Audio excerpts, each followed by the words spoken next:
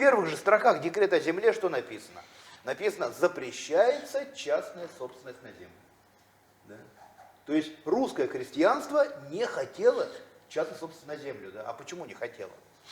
А потому что земля для нее была святыней.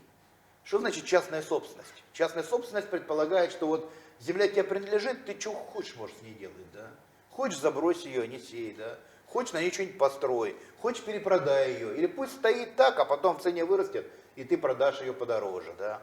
А крестьяне считали, что земля это такое теофания, это проявление начала Богородицы. Да? Они так говорили, что земля это мать, да? Земля это Богородица. Да?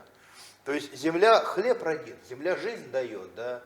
То есть они воспринимали ее как святыню. А святыню нельзя продавать. Святыня не может быть частной собственностью. Да?